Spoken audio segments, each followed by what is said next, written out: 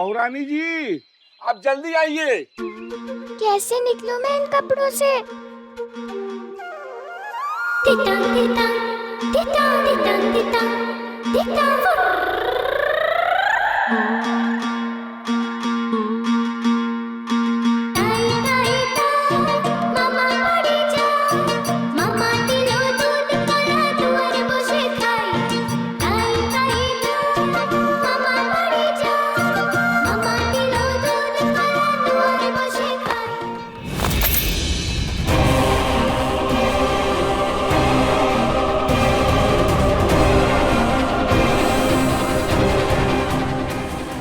टूट गई, अब क्या करूं मैं?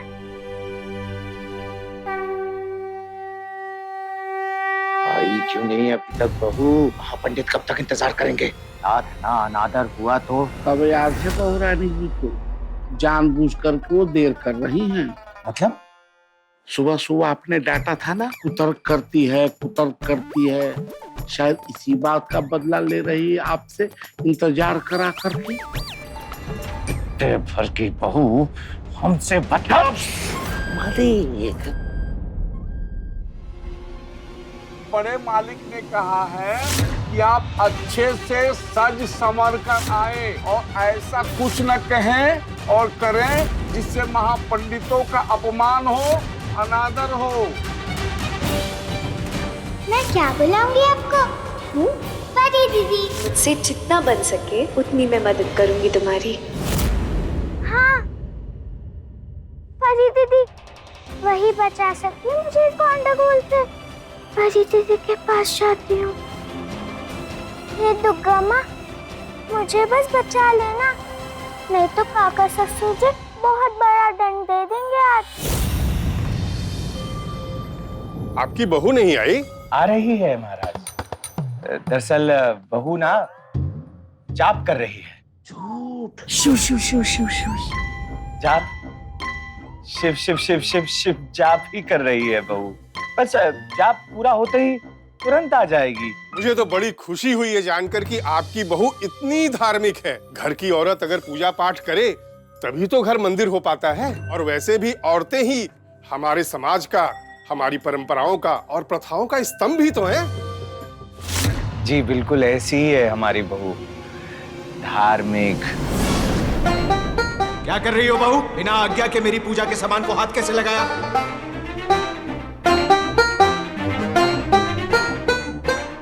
ऐसे। गुणवान। अगर बाबा इतने सिद्ध अब पहुँचे हुए हैं तो वो अंधे क्यों हैं? खुद पर अपना टोटका उपयोग करके अपनी आंखें सही क्यों नहीं कर लेते? और कुतर्क बिल्कुल नहीं करती। बहुत आज्ञाकारी है। चलिए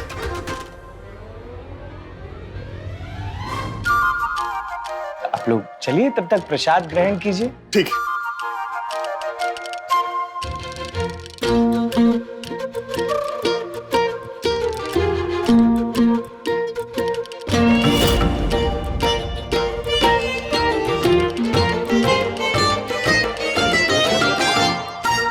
जब तक सब भोजन में व्यस्त है, यहाँ से छिपकर निकल जा तू बंदता।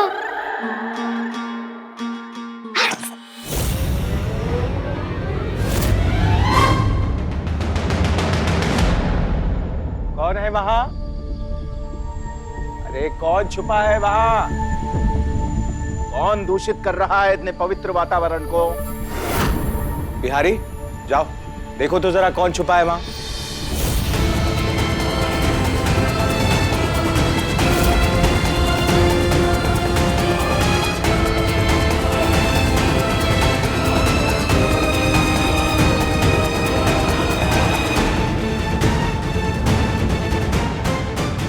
ये आपके छोटे भतीजे बटुकनाथ हैं क्या? नहीं नहीं, बटुक नहीं है। बटुक कैसे हो सकता है? बटुक तो विद्यालय गया है। ए, कौन हो तुम? इन कपड़ों में सबके सामने आ गई तो बड़े काका ससुर जी मुझे घर से निकाल देंगे। क्या करूं मैं? अरे कौन हो तुम? मैं बट्टू का दोस्त हूँ। यहाँ क्या कर रहे हो? मैं खेलने आया था। तुम बटुक के दोस्त हो और तुम्हें पता नहीं कि वो इस समय विद्यालय में होता है? वो अभी अभी दोस्त बना हूँ ना उसका। अभी दोस्त बने हो? मतलब नया नया दोस्त बना हूँ ना। अच्छा अच्छा अच्छा अच्छा, तुम वो पोस्टमास्टर साहब जो तबादला होकर यहाँ आए हैं, उनके बेटे गोगोल हो क्या? वो हाँ हाँ वही। अच्छा अच्छा अब मैं चलता हूँ।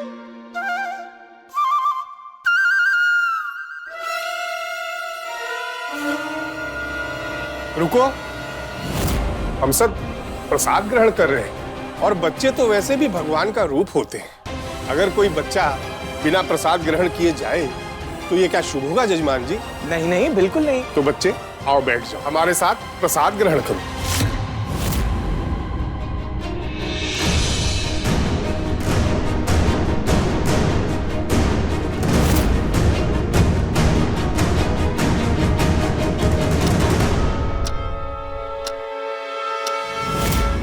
बजे के बाद तो जाप समाप्त हो जाता है, पूजा काल खत्म हो जाता है, लेकिन आपकी बहू आई नहीं अभी तक हमारा आशीर्वाद लेने। जी वो आ ही रही होगी।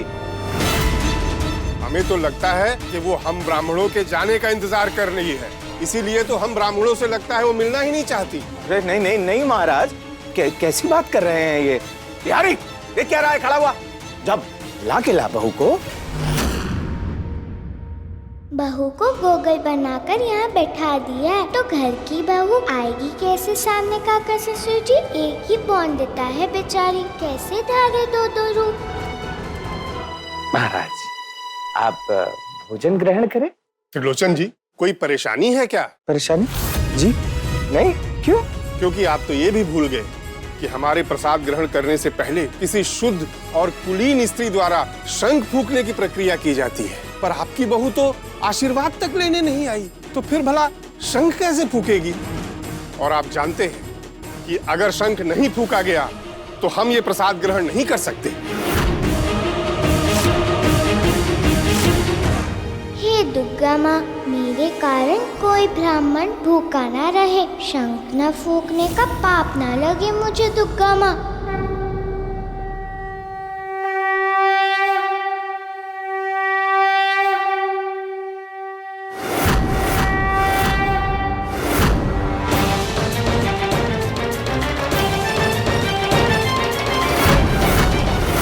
बचाने आ गई परी दीदी।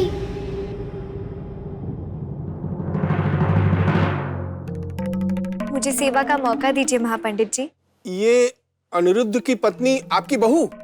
नहीं नहीं नहीं, अरे ये हमारे पड़ोसी भौमिक बाबू हैं, उनकी बेटी सौदामिनी है, अनिरुद्ध की पत्नी नहीं है, पर अच्छे कुलीन घर की है, शंख फूंक सकती है। महाराज, अब आप कृपा करके प्रसाद ग्रहण कीजिए।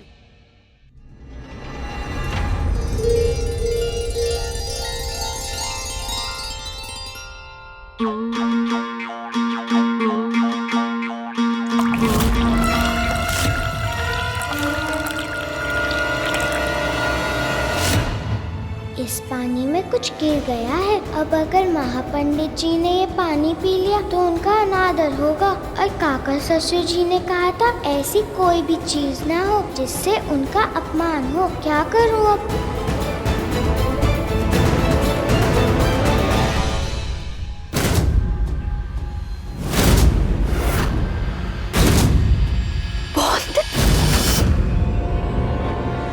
कुछ गिरा है पंडित जी के पानी में,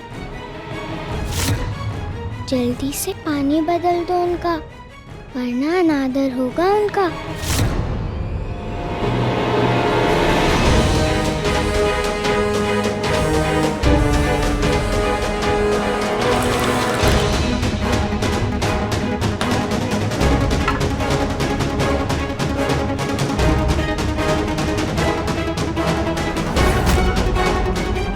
मलिक, मलिक, बहराम जी घर में कहीं नहीं है, कमरे बाग बगीचे सब जगह छाल मारे।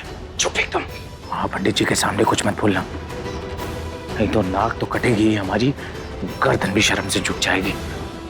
क्या पता नाराज होके एकादशी महापूजा का सम्मान किसी और को ना दे दे। बहू की खबर तो हम लेंगे, इस बार ऐसा दंड देंगे उसे कि जीवन भर याद रखेगी।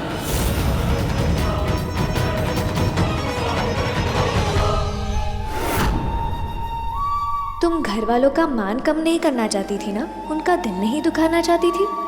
पर देखना, आज तुम यही सब करोगी। तुम्हारे कारण ऐसा तमाशा होगा इस घर में कि घर और अनिरुद्ध की जिंदगी से दोनों से सीधा बाहर हो जाओगी तुम आज। ये स्त्री कौन है? ब्राह्मण है महाराज।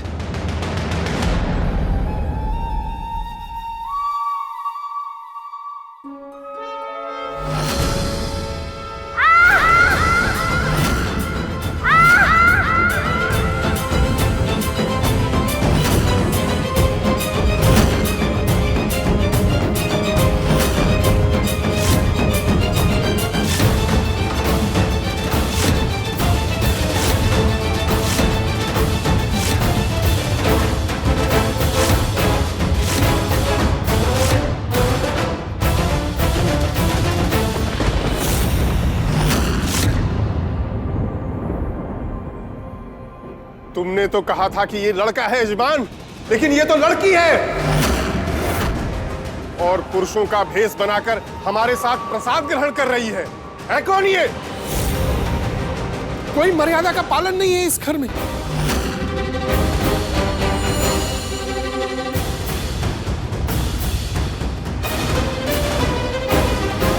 मैं बहू हूँ इस घर की। वंदिता, जोड़कर विनती है मेरी, भोजन से मत उठिए। ये घर की बहू है? घर की बहू लड़का बन करके बैठी है। ये सब देखकर निवाला गले से उतरेगा क्या हमारे? आखिर करना क्या चाहती है आपकी बहू? पुरुषों की बराबरी करना चाहती है? पुरुष बनना चाहती है? चाहती क्या है ये? पर स्त्री पुरुष के बराबर नहीं है पंडित जी। नहीं है। और अब कुतर्क करके अपमान न करना महापंडित जी का। लेकिन मंदिर में पूजा दुर्गा माँ की करते हैं। सब पुजारी आदमी क्यों होते हैं, औरतें क्यों नहीं?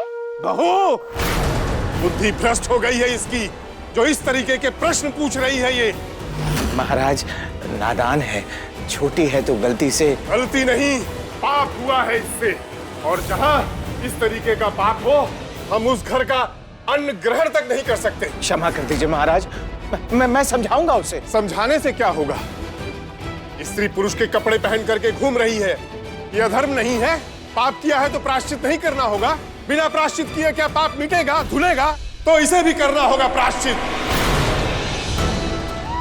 कठोर दंड भोगना पड़ेगा इसे। पुरुषों का भेष धारण करके तुम पुरुषों की बराबरी करने चली हो ना, तो सिर्फ कपड़ों से बराबरी मत करो, उनकी मेहनत से भी बराबरी करो। रुको, वो बोरी वहीं पे रखो। पर महाराज वहां रखेंगे तो आते जाते सबके पांव में लगेगी। मैंने कब कहा कि ये बोरी यहीं पड़ी रहेगी?